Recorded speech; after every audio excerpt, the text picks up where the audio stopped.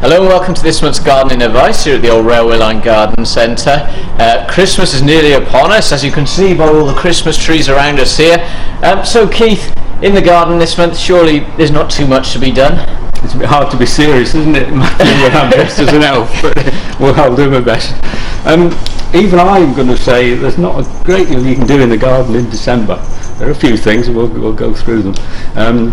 But traditionally it's a month, I suppose January as well, for having a look through the plant catalogues and the seed catalogues and having to think about what you might plant next year. So indoor gardening is a good idea in parts of December that the weather's not so good, and also looking at parts of the garden that you might want to redesign, digging up bits of lawn. I always seem to be doing, and just drawing a plan up for the spring and a new part of the garden. You always have to have a project, I think. Brilliant. And obviously with it being close to Christmas now, the thing on people's mind is the Christmas trees. Yeah, we've got a few trees, as you can see. Yeah. So have you got a bit of advice on people who are looking to choose a tree this month?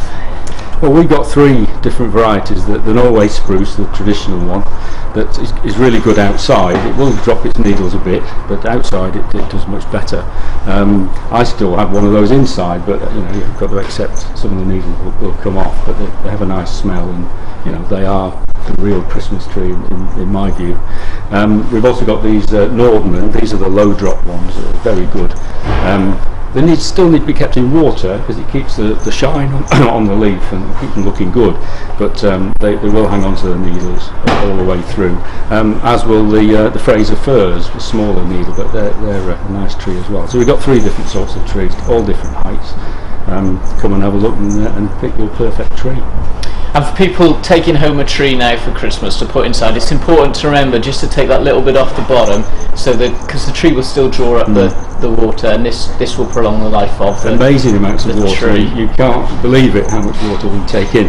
But as soon as it's cut, the tree calluses over on the cut, so half an inch off the base before you put it into water is a good idea. It takes water in like cut flowers do, but on a much larger scale.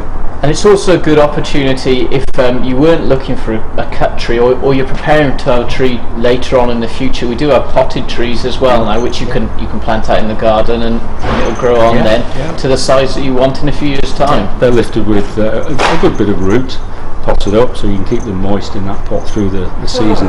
And with care, you can plant them in either into bigger pots in the spring or into the garden. Not a great idea to put them out into the garden in January straight from the house, but with a bit of care they can be nurtured and used again. Brilliant, well, that's great. Thanks.